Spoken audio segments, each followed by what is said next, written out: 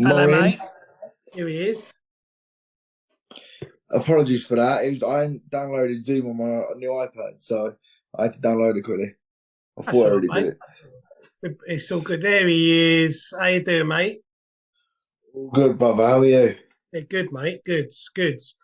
How's Christmas been? Let's have a little straight in, by the way, on this podcast nowadays. Just we go au natural like Joe Rogan, just straight in, talking shit, happy Yeah, days. go on. Nah, it was good, thank you, mate. I see a lot of the family, and then see a lot of football. Yeah, how you like it? Yeah, how was yours? It was good, mate. I drank heavily up until Christmas Day, and I ate like a horse and tried to put on as much weight as possible. Put on a stone and 2 pounds, and now I haven't had a drink for 8 days. I stopped on Christmas Day, and then yeah, so just been down the gym, getting myself sorted, trying to be a bit more healthy, and just yeah, putting out quite a lot of content and stuff. So going well. Well, this may shock you because you know me quite well. I only had 3 drinks between Christmas Eve and New Year's Day. That's good.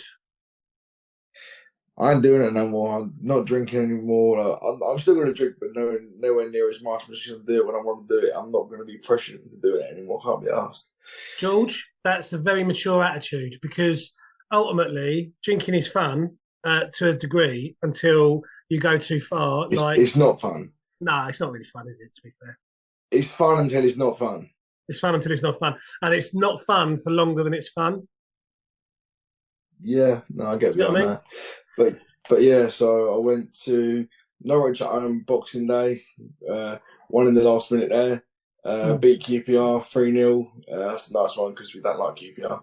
no, And then Huddersfield, the old West Ham defender scored with 5 minutes to go. So who's nine that? points out of nine over Christmas. Who's the West Ham player? Reece Burke. Oh yeah, yeah, good player, good player. I'll tell you what, I've been going to see Charlton, and they've got George Dobson. Do you remember George Dobson? What a player he Yeah, is! yeah, yeah, Good yeah. player. Yeah, I like him. He's just been made captain of Charlton, which is nice. But no, mate, it's going well for your mob. I don't want to spend too much time talking about football, but I mean, it's good times in Bedfordshire. What did you say to me earlier? Yeah, Bedfordshire, Barcelona. Bedfordshire, Barcelona. Nothing improves your well-being like not drinking and then going to watching Luton being fourth or fifth, or whatever it is in the league. Fifth, before any games are played. I mean, if results go our way, we can still be in the playoffs. I don't know what the scores are at the minute. We're recording it obviously during the games, so I don't know what they are at the minute. I've been editing YouTube videos all day, but yeah, so we're flying at the minute. And just a little side note to Watford fans: Mhm. Robbie Edwards, our new manager, was their old manager, and he has as many wins in 4 games as he did at Watford in 11. That's interesting. I was just watching before we come on this. Um, Norwich playing Watford, and old Super Slavs over at Watford now. That broke my heart. That Yeah, broke my heart. interesting thing in it because like this isn't a football podcast, so we can't stand it too long. But Slaven Bilic, right? He goes to Everton for more money from West Ham after a year and a half, and everyone loves him.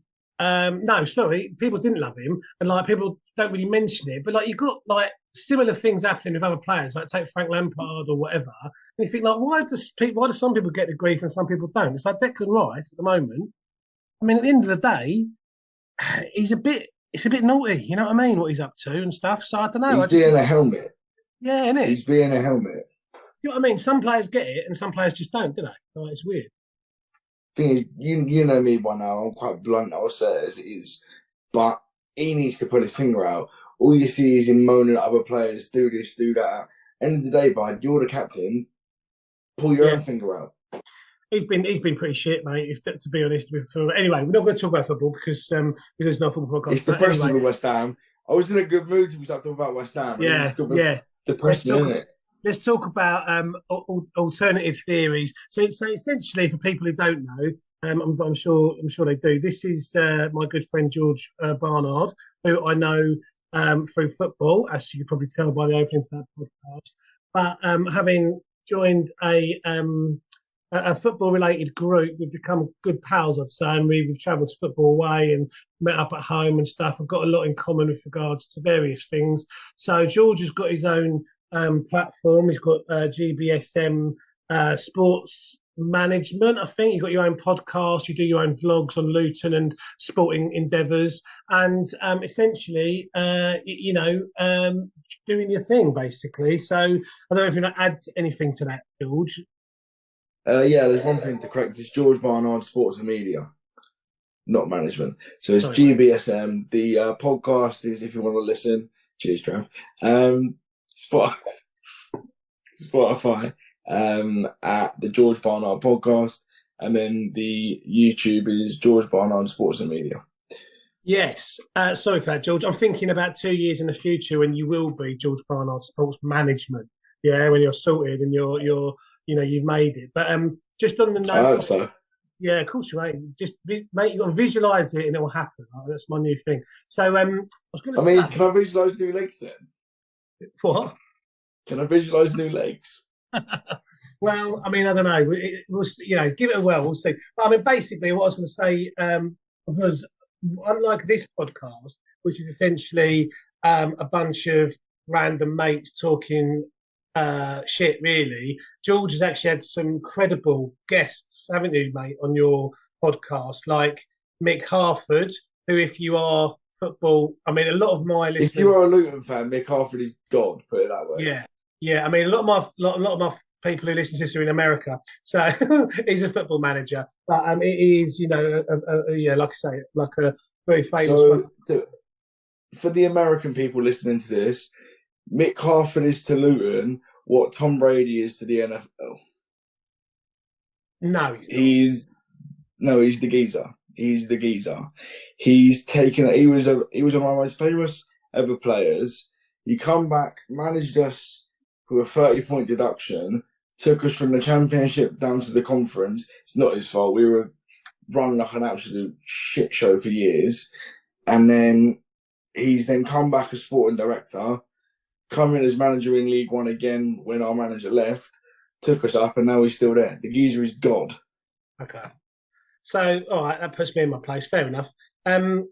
So that's good. And just thinking about, I was thinking about 2022, George, and I don't, it's not cool to put on Facebook whether, oh, look at all the stuff I did. But you and I both sort of separately and also sometimes together got quite a lot of stuff done, I think, with regards to, let's say starting businesses, starting platforms, get it done, and it's going to take 2-3 years to get it going. But we both did quite a bit of good stuff. I would say.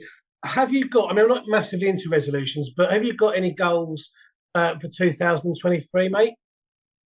The first one is to lose a bit of weight, because I'm absolute monster weight at the minute, and it ain't good. For those of you that don't know, I've got cerebral palsy, so I'm in a wheelchair, and it's a lot harder for me to lose weight than an able-bodied person for obvious reasons. So my aim is to lose a lot of weight, because like you, I ate a lot of Christmas, and the back end of last year, because of medication I'm on, it makes you eat more. So that's one of my resolutions. Another one is to get to 1,000 subs. It may be a very small number in terms of the long-term goal, but I got my first goal last year of 100 subs. I want to get 1,000 this year. So little steps, really. Well done, mate. Like I say, I'm 19 stone 2. I put on a stone and 2 pounds over Christmas. So I'm basically, I want to be down to my fighting weight by July, which is under 16 stone. So yeah, same sort of thing. And I'm motivated, and I've already started calorie counting and stuff. So that's good. And I'm off drinks as well. Difficult thing will be football, as you know and I know. Not drinking at football is never easy, but it's going to have to happen, I think. But yeah, it's exciting times. I think, I think 1,000 subs. Is that on your YouTube? You're thinking? Yeah, so that's YouTube. I'm rubbish. I've started doing TikTok videos about my sobriety book, and it's actually gone really well. Like I've got quite a lot of views and stuff, but I'm like, don't know the magic to it. I don't know. I mean, we know you're like similar to me, you know, loosely about hashtags and stuff, but it's I guess it's about collaborations and about getting similar people to help you and vice versa, you know. It's also finding a niche that if something goes well, repeat it. Yeah. And like, don't get me wrong, I've had a few videos crack over a couple of thousand views. So I was obviously doing something right with the vlogs, but they're mainly England. There was one when we went to Frankfurt with West Ham in the Europa League. That was one. The Luton ones, they give you more of a steady number. They're not remarkable, but they're more consistent than the West Ham ones. West Ham, you can go from one video getting 90 to another one getting 2,500. So, but with Luton, it's because there's not many of us, because Luton only get under 10,000 at home games. There's not many of us to do it. So I average probably a few hundred. Good man. Well, I will. We'll have a chat off air, mate. There's a few people who I know who might be able to help you out. Like, you know, Gonzo does Hammer's Chat. I've got his number, so he does the same thing. I don't know what his numbers are like, but yeah, we'll talk anyway. We'll talk about it when we're not doing this. But it's good times. Like I say, I'm excited. I'm looking forward to this. Obviously, what we've done in the Two Bears podcast, we were primarily a well-being podcast, but we've also branched out into alternative theories, what other people would call conspiracy theories. But we don't want to call them conspiracy theories because they get a negative connotation. And there's, you know, conspiracy theories, people automatically think, oh God, you know, like the Earth's flat or whatever, you know, and like we don't want that. We just want to basically say these are alternative theories. We are not saying whether they are fact or whether they're not fact because we don't know and no one really knows. But there's certainly some interesting things out there. So, like I say, wait, so what you're telling me is the Earth isn't flat? I think the Earth is flat, mate. But that's another. This is a topic for another. I'm not saying it is flat. I'm saying there are arguments that the Earth could be flat. Prove to me it's round, bro. Prove to me. Prove to me it's flat. Well, there no building ever, like if you think about, say, a massive structure like a bridge or something like the Suez Canal, which is like hundreds of miles long, nothing has ever been made with any curvature taken into account. Why, if the Earth is round? Because surely massive structures like that would need some form of slight curvature, but apparently it's never been recorded. So that's one thing. Surely it'd be gravity though, and like I don't know enough about this, so I can't go deep into it. But obviously you obviously given this some thought, but well, mate, I don't understand that all the pictures you see of the Earth is of a cylinder, isn't it?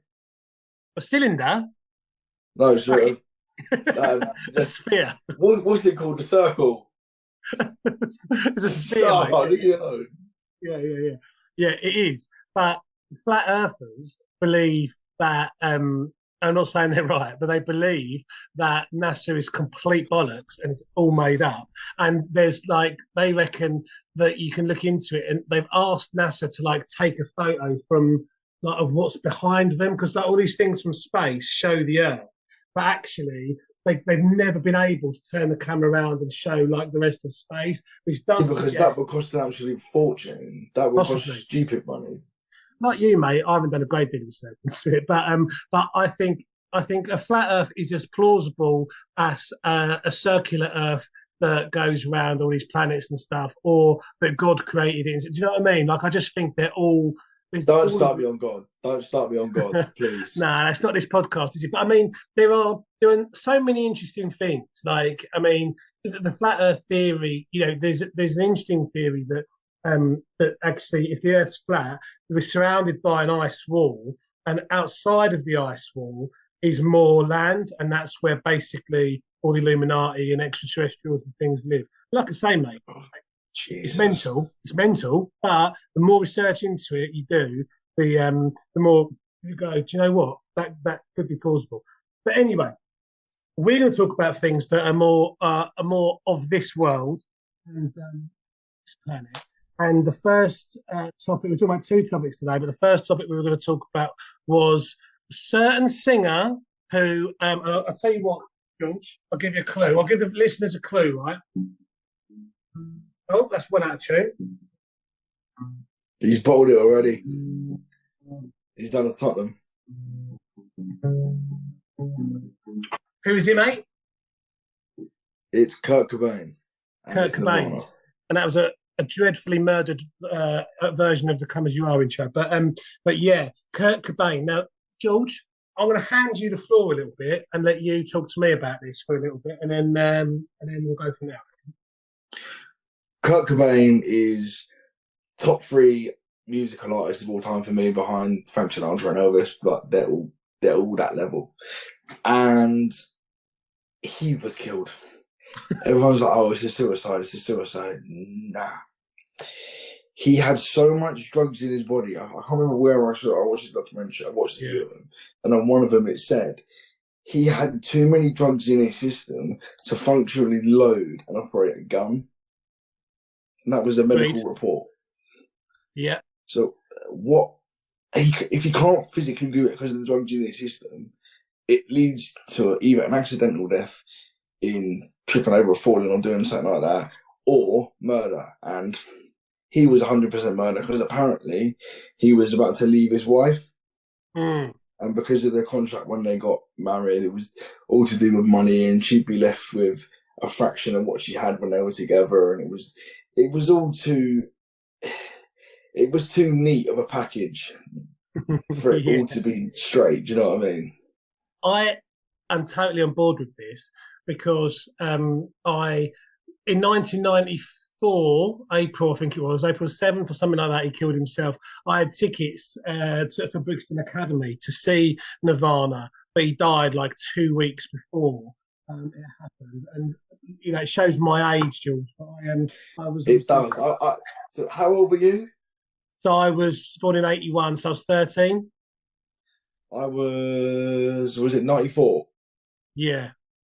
So I was -5.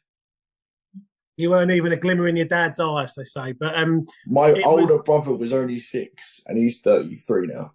All right, mate. I got it. But yeah, basically, I remember this fairly vividly, and like you, have also watched the documentaries and stuff. And like anything with like this, the further you delve into it, the more interesting it gets. Now, what people who want you to believe that he committed suicide will tell you is that they will say, "Oh, well, he had the overdose in Rome a few weeks or a few months before," which did happen and was an unfortunate thing. But I wanted to pick up on what you said about about the marital situation. Now, he was totally devoted and adored Courtney Love from the start. However, a lot of reports would suggest that Courtney Love had a number of affairs.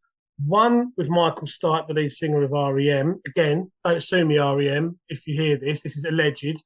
And also allegedly Billy Corgan, the lead singer of the Smashing Pumpkins. Yeah, that's what I heard as well. Yeah, so Kurt Cobain, obviously no mug, realised that this was going on, and like you said, was planning to not only divorce, but also planning to move out of the sort of heavy metal vibe. And I think he was sort of thinking more about doing more different styles of music, and not even being in the sorry, go on. It's interesting you beat up Billy Corgan there, because before Courtney and him were together, Courtney was with him before. So he was in the picture before Kurt was. So there's obviously still something going on, because these rumours, he's been gone, Christ knows how many years. I can't remember the maths correctly in my head. It's nearly 30 years. And there's still the rumours of them two, even when they were with Kurt, that they were still together. Yeah. There's too many things in your head thinking, okay, it's so far weighted towards it not being a suicide. You can't really take it not seriously. I've worded that horribly, but yeah, whatever. No, it's all good. I totally understood what you meant. And I think that you're absolutely right. And I think, you know, all due respect to Courtney Love, she you know, at the end of the day, like, she is a rock star, and you know, she has a reputation that goes with that, and obviously the reputation that her and Kurt had. But there's also, if you read the books and you do the research, there was an element that she found Kurt Cobain quite stressful to live with because he never wanted to go out, and this is quite open knowledge for people. He was very much a homebody. He wanted to stay in and do heroin because of his stomach problems, and she, as we've seen throughout her life and her career, is an extroverted, go outy type of person. So if you take that with the stuff you said about the marriage, and with the fact that essentially he was looking to move on from that sort of sound and so on, there are a few people there with motive, aren't there? Really. You've also got to look at the daughter. I can't remember her name. Frances Bean. Kurt's daughter. That was it. If you look at the interview she does, she has no warmth towards her dad at all. Now, if them two loved each other like we were led to believe at the time that they did, and they were this power couple of rock and whatever, she wouldn't fill the daughter's head with these horrible things. You would leave a legacy of her dad. Very true. Very true. And who now controls the Nirvana back catalogue? I don't know that one. I won't lie. Courtney Love. And I think she, along with the other Dave Grohl and Chris Novoselic, but I remember reading this thing where they have to ask permission from her for anything that happens Nirvana related. So, like you say, shrewd move at the time for her would have been to off Kurt Cobain. Now, again, I'm not saying that definitely happened or that I think that happened, but it's not as cut and dried as Kurt Cobain picking up an incredibly heavy shotgun when he was absolutely out of his mind and blowing his head off. Another thing, George, have you seen The Suicide Note? I've heard about it. I haven't seen it in person. I haven't seen the picture. I've seen a glancing picture of it, but I haven't read it. I don't read a lot, as you know. No, of course, yeah. True. Yeah, but even what I'll do is I'll send it over to you if because it's pretty easy to get on Google. But if you look at it, there's like what appears to be a letter that Kurt Cobain has written, and then it is so clearly a different style of handwriting that adds the bit at the bottom, which basically says, "Yeah, I'm gonna kill myself, and goodbye everyone, and thanks for the memories, and burn out, don't fade away," and all that sort of Neil Young stuff. And it's like, the argument is that he was like, when he wrote the first bit, he wasn't wasted. Then he wrote the second bit when he was wasted, which is plausible. But by the same token, the whole style of what is written is completely different. So it's quite obviously like Kurt Cobain's bit was poetic and, quite thoughtful and melancholy. And then this last sort of bit that seems to be added on was like, "I'm going to kill myself. Bye." And it's like, It's quite interesting because last night, before I mentioned it to you, I actually watched a video on a YouTube channel called Biographics. I don't know if you've heard of it. No. And it talks about Kurt Cobain's his life story, basically. So it's him growing up as a child and then going into music and then his eventual death.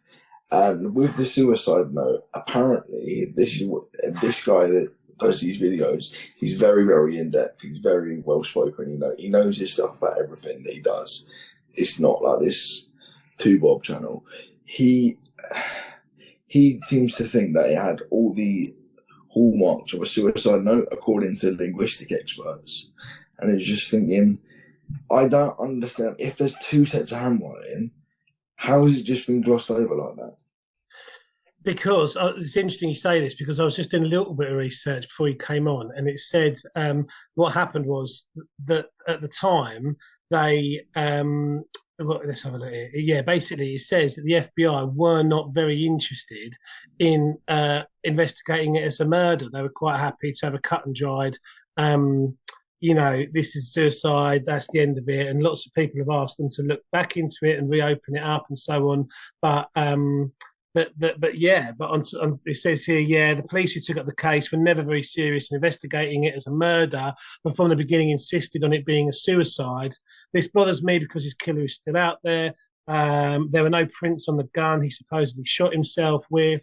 There's just so many things that haven't happened that should have happened with regards to the investigation. So it's an interesting one, isn't it? It's an interesting one. There was also there's also Courtney hired a private detective to look into Kurt and that because apparently he was going to go to rehab and she'd already flown out. He had a look around the house, couldn't find Kurt Cobain at all, but it turns out he was in the greenhouse, which is where he was found dead.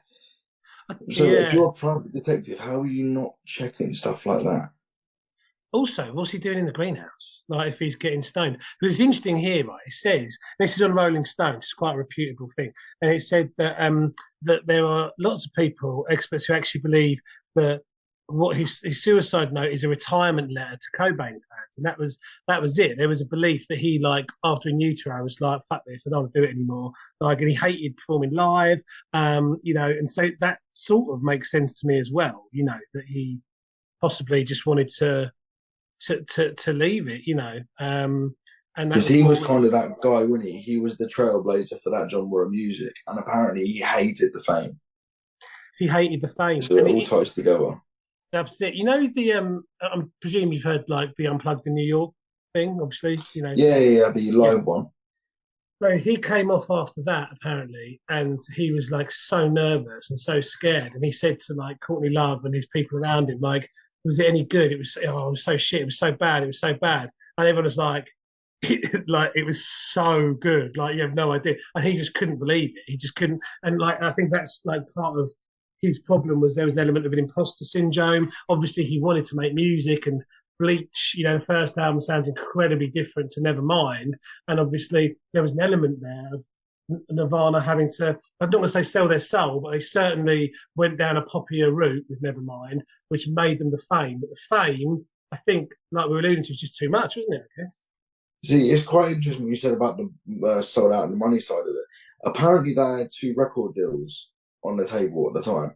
One was a lot more money, but a lot less creative control. And then one was a lot less money, but 100% creative control. And apparently, they went for the one with less money. So that's interesting. You say something like that. Mm. The annoying thing with a lot of these things is we will never ever know. And there's people in the media who I respect, and I know who know Courtney Love and say there's absolutely no way that she was involved in it. But then, if you were Courtney Love's friend, you would say that. And also, Courtney Love isn't going to be going around saying to people, "Oh, just so you know, I had something." So you never Yeah, ever. I murdered my soon-to-be ex-husband to get out of not getting money. You know Yeah, what I mean? yeah. Come on. And if you look at the franchise now, right, you're getting Nirvana t-shirts in Primark, mate. You're getting my daughter Skylar, who's 13, wanting to go to Nirvana club, and you think, wow, that's the legacy, of Nirvana now, and that is someone who understands, how many singers, musicians, etc., have died, and then they've taken off, and they've earned, the companies earn so many, aren't they? I mean, massively. Our family are very musical in the sense that we don't play a lot of instruments. I've tried guitar, but I had to get that out because of my hands. But it's mainly we listen to a lot of music. So I was Yeah. raised. My dad listened to a lot of 70s and 80s stuff. That was his era. My mum was 10 years younger, so it was that sort of next era. Mum would listen to it. So I've had a great kind of upbringing music wise. And he is one of the, if not the most well-known musical death of the last 30 years, probably behind Michael Jackson. Yeah, but more so, I think he was more iconic because, Michael Jackson's massive, obviously, and Prince is massive, but at the time, again, showing me age, but Nirvana changed music. Like, we were in a dearth of, we were coming out of glam rock, hair rock, like Bon Jovi, Poison, that sort of rock vibe for the sake of it, but it was all a little bit spandex, tight trousers, a bit cringy, and so on. A lot of it, That's your dream, isn't it, Trev? mate, I loved it. I still do love a bit of that, but Nirvana was very, very real and very and totally. And it was like the Losers. The Losers got into it, and like it was like there's something for us. There's something for the rest of us, and that kicked off Pearl Jam, which happened around the same time. I also love. but it's massively iconic. It will never, I don't think, be resolved. But it was putting your cards on the table, mate. If you had to, if someone asked you now, like, what do you believe, right? And you had to say about it, what would your prediction be? I think the thing to do with the marriage was a big part of it in terms of the money splitting up and the royalties and stuff like that, and that his drug habit sort of fell into place for her to say, "Oh, he committed suicide while she hired an assassin to kill him." If it So was you, pretty, yes, that's your vibe, yeah. That's what you think. yeah. Obviously, we're not going to know. That's just my opinion, but I think there's too many green lights to go past for it not to have some resemblance of truth. Yeah, yeah, and yeah, I'm with you in a lot of ways, and I think that if you go down a YouTube rabbit hole of Kurt Cobain stuff, there is Which I a have. yeah, there's a video of him doing an interview, and he's on a boat somewhere. I think he's near Seattle, and he's on a boat and he's smoking, and it's just this girl interviewing him, and it's right at the end. It's right at the end, and he's happy. He's going in a different direction. He wants to move away from the whole Nirvana thing, and there's a real hope to him, and like there's a real positivity.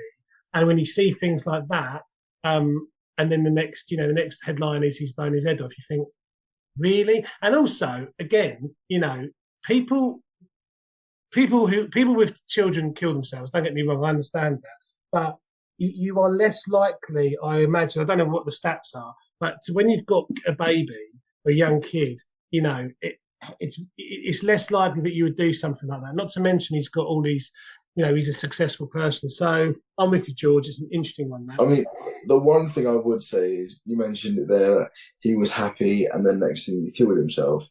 As someone I suffer with depression, so you could look happy to the outside, and then inside you can feel like shit, and it may have caused them to. Obviously we don't know, but if you ask me to give my honest opinion, that would be it. But I wouldn't say just because someone looks happy, it doesn't always mean they are. So there is that side to it as well, I suppose. Yeah. No, totally, George. And like, yeah, you're not wrong. I mean, appearances can be deceptive. Someone who was openly troubled, it just, I don't know. Well, yeah, like I say, we'll never know. Either option's plausible. Now, George, we were going to talk about a second conspiracy theory. However, I'm going to have to send you another link because the Zoom thing's going to go off in 7 minutes. Plus, I need a wee. So, can Sound? I? Can you give me 2 minutes, and then we'll go back on it? Yeah, no worries, but just send me the link through. Love you. Bye.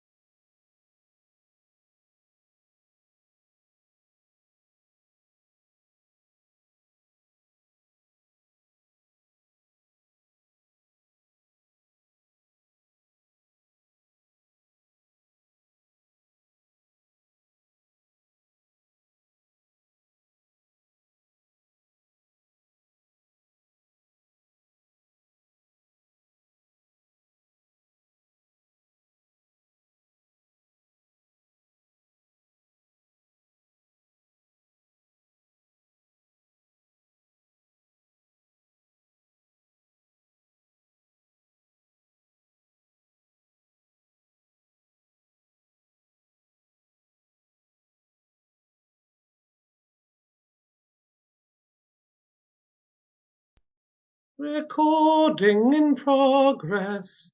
I'm going to send this link to George.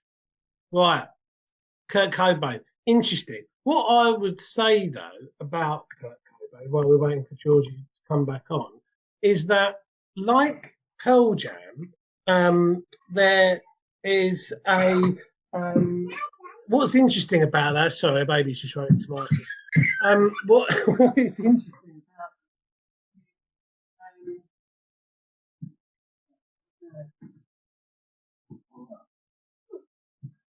is that come out of the ashes of Kurt Cobain's tragic demise, we got the Foo Fighters, and we would never have had, I don't think, the positivity that Dave Grohl's brought people without obviously the tragedy of Kurt Cobain's loss.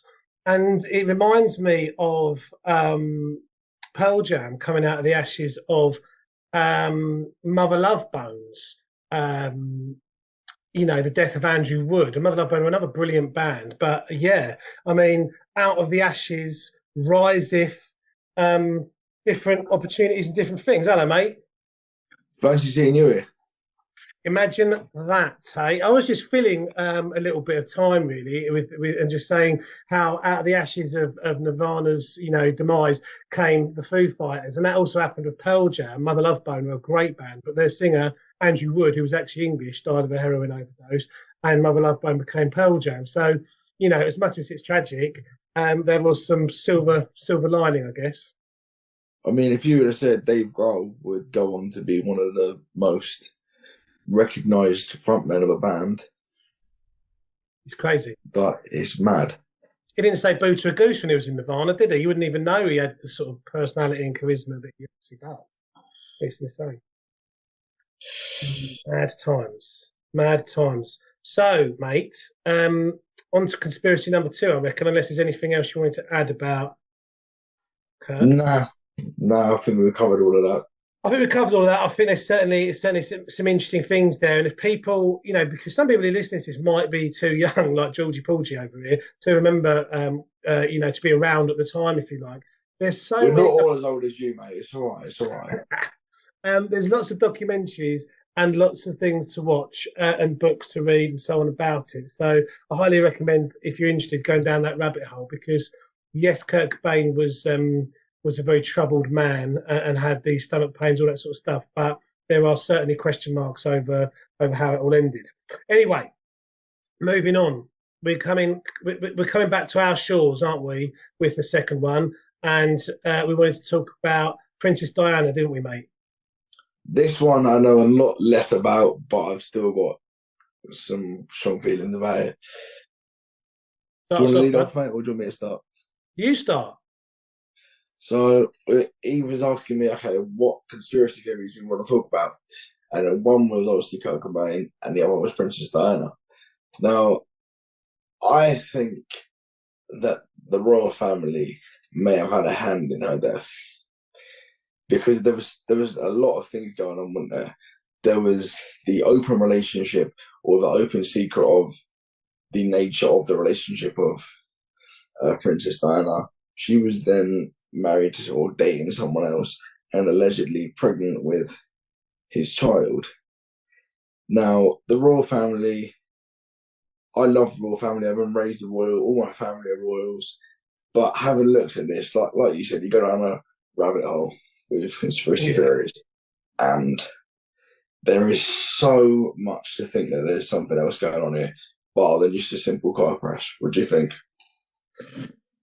Well, mate, I think that I'm convinced that that there's more going on than what we've been told. Firstly, let's just take the royal family. Yeah, we're dealing with people who get interviewed and say things like, "I don't sweat. I cannot sweat." And that is, this is the level that we're dealing with.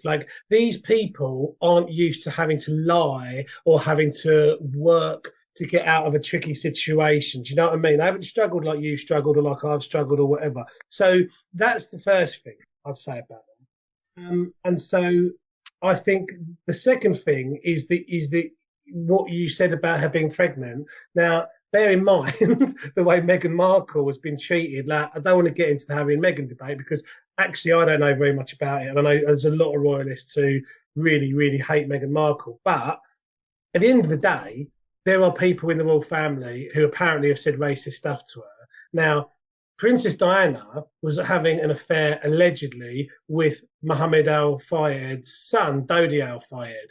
And like you say, she was allegedly pregnant. Now, that would mean that not only would she have a baby, you know, in an adulterous affair as part of the royal family, but a baby would be a Muslim.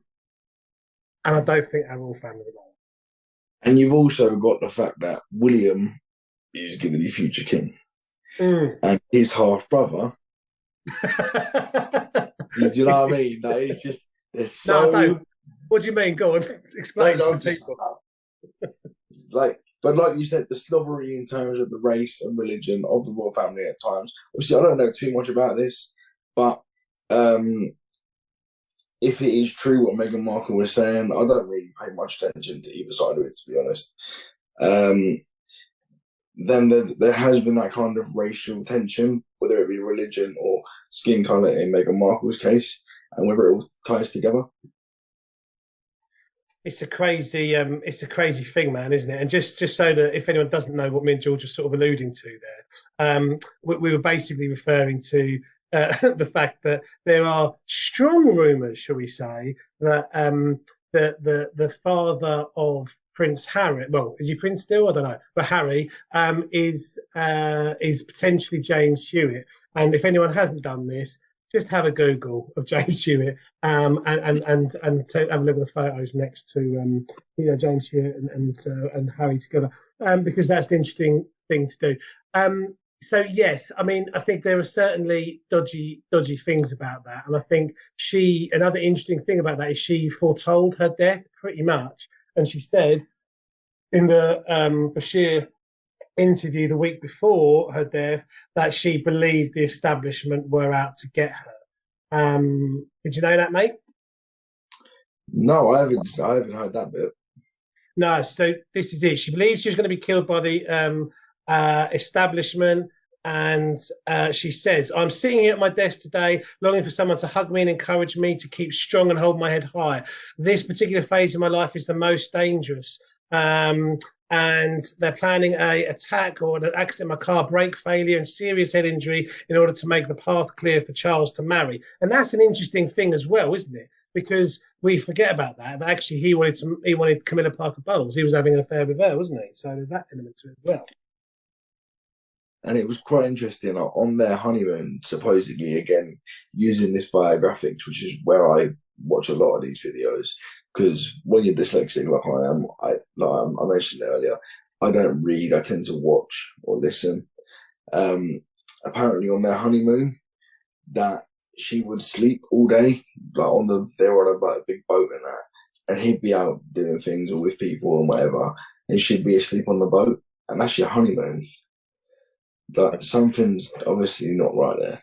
No, yeah, because she's obviously out with her partner and he's doing whatever he's doing, which is dodgy. I was looking through these conspiracies; they're really interesting, actually. It says that the driver, Henry Paul, intentionally caused the crash, which is one that people have talked about. And the paparazzi made the car crash intentionally. That obviously there were like lots and lots of camera flashes, but apparently there was one in particular that caused it. And finally, the theory that the establishment came out with, like the government and so on, that the driver was drunk and that's why it crashed. I mean, that's just completely unlikely, isn't it? I mean, if you had a job like that, you wouldn't do that, would you?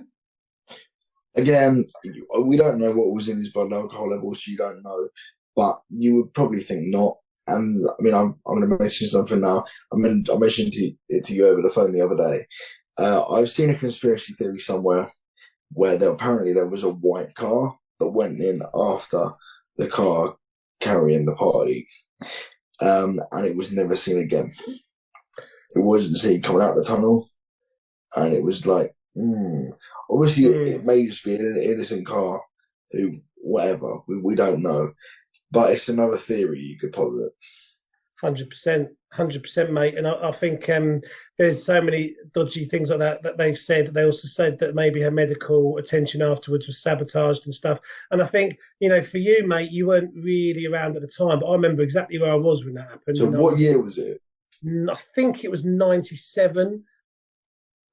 I'll Google it, but yeah, if it was 97, then I wasn't even born. It was summer, and I was in Torremolinos with my mates in Spain, and I remember it vividly. And we were all like shell shocked. But the thing was, unlike Meghan, Princess Diana managed to. Everyone loved her. You know what I mean? Like people liked her, but she was down to earth. She was nice. She was good to people, and everyone loved Diana. And I think there was an element of the royal family kind of going, she's actually bigger than us. Do you know what I mean? People like her more than they like us, which I don't know whether they can have that. And that's kind of, I think, where a lot of the conspiracy. Yeah, so it was the 31st of August in 97. Yeah, I wasn't even born. Mad. No, but like I say, she was very, very loved, very, very loved, because, like I say, she was real. She was down to earth. She wasn't, I know. Although you claim you're a royalist, George, you also think they're murderers, which I think is quite funny. But you can't suggest that the royals. I'm not saying that they did it, but I think they may have had a hand in it. And I am a royalist in terms of I have a lot of love for the Queen and the King. I think what they represent about this country is what is good about it. Obviously, a lot of my friends feel differently in terms of the Queen was, 96 when she died? Mm. And up to the final few months, she was out, she was doing things, she was meeting people. And whatever you may think towards the royal family, someone that does that level of duty to that higher standard at that age, you can't do anything but commend her. Oh, yeah. I mean, Queenie, got a lot of time for her, a lot of respect for her. I like her. I'm just not convinced about any of the others, really. But yeah, I mean, I hear what you're saying. She was top drawer. Because apparently Princess Diana wanted to be a teacher. Mm. And I think she either met Charles or they were introduced. It was one of them. And then it went from there. But her original plan was to be a teacher. And I think she actually did for a short while after the split, which is quite interesting. And it showed that she wasn't always after the spotlight. She just wanted to make a difference in the world. Absolutely, mate. She was, like I say, she was, from what we can see, she was a good egg, man, and she really captured everyone's imagination. But like you say, whether it was a genuine thing or whether it was something a bit dodgy, it's a tragic end, really, to a nice lady who did a lot for the country. I'm just anxious, George. We've got to go on to another meeting, mate, haven't we, in a minute? Yes, we do. We've got 9 minutes. We've got a little bit of time. We've got a bit of time to wrap up. But I think two interesting conspiracy theories there. And, like the purpose of the podcast is essentially just to open things up and get people to think and just kind of accept the fact that maybe what we're told isn't necessarily truthful. I don't know if you've noticed, George, in the media recently, Kanye West is missing. Andrew Tate's been arrested on, sex trafficking charges. Like, anyone who sort of talks freely seems to be getting clamped down on pretty hard, I mean, it's quite funny because Andrew Tate is from Luton, which is where I am. And I'm not going to lie, till my brother mentioned him, I didn't even know who he was. Like, he's been blown up for a while. And I've only really known about him for the last 6 weeks. Like, I don't pay attention to all the news and all that stuff. Anyone that knows me knows I am football, and that's it. Like, I'm obsessed with football. I mean, I did 91 years. With football, and you hate the Royals. Shut up. Yeah. No, I don't hate the Royals. How do you feel about? Have you watched that FIFA Uncovered? No, but that's on my watch list. That's on my watch list. Honestly, I've actually done a YouTube video on the corruption of FIFA and how the World Cups are given out and stuff. So if any of you are bored, watch that. We'll leave links to it. But yeah, you should watch that, George, because that's not even a conspiracy. Like, those people are corrupt. And really, it's FIFA that brought in the commercialisation of football and because they had no money, and essentially that's what they did, and that's how it kind of all got ruined. And this was back in the 70s and 80s, really, and it's never been Because the same it since. was it was the member countries, wasn't it? And then it Mm. went to the executive committee, and it went from there, and that's how the money come into it. Whatever. Yeah, Coca-Cola and all that, but it's a shame really, but it's worth having a look at because Sepp Blatter's on it and he's still there, sort of going, nah, didn't do anything wrong. And you're like, bro, like you're And then he's paying come out attention. before the World Cup and said, "Yeah, the Qatari World Cup shouldn't have gone ahead." Bro, Yeah, you gave it to them. I know. I know. It's so wrong, and it worries me. It worries me, like when certain teams, West Ham, were flying high in the Premier League, and then suddenly you get a string of terrible decisions on VAR, and the top six end up being the top six when we had stuff like that, and you worry. And you like to think surely it's purer than that. I have my doubts sometimes, mate. Oh mate, I'll be honest with you. I used to think that.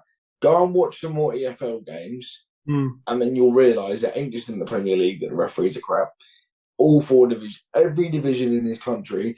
Ironically, that's my next YouTube video in a couple of days. But the standard of refereeing in this country is a disgrace. It's awful. The lack of common sense is mental. Like you can win the ball and still get sent off. Well, this is Lose that. it, It's a and contact sport. yeah, and I'm with you on that, and like the X and Dave on the West Ham web, I know you don't like him, but they did like a little study on how much who's that bald guy who no one liked who was referee. Mike Dean.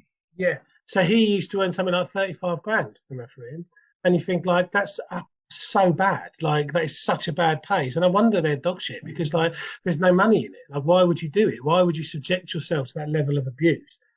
For such a low wage. So I find sun shouting or something. But yeah, I find until they pay them something in the realms of decent money, which nearer to what the players are getting, it's going to be poorly officiated. So it's a shame. But you're going to sort me out some tickets to Luton Millwall. Well, yeah. So I don't know when it is. It needs to be rearranged. It was supposed to be a couple of weeks ago, but we had a frozen pitch because of the snow. So in midweek, so I can't wait for that. You actually get to see a real atmosphere for once. Because West Ham's home atmosphere is crap. It will be good. Yeah, it'll be good. I look forward to that, mate. Okie dokie, we better wrap this up because I want to get a drink before we go on to our second rather boring meeting. No idea what it's about, but hey ho. George, It's all thank right. you. It is all right. We're trying to make a difference, and that's all that matters. That's it. Right, Yeah, mate, all listen, right. thank you so much for your time. It's been a pleasure as always. You're always No, welcome mate, I've on. loved it. It's always a laugh for you. You know it is. So Yeah, cheers for having me. anytime, bro. And I will speak to you soon. Yeah, we'll do. I'll see you in like 2 minutes. Yeah, see you later, bro. Bye. See you later, mate. Bye.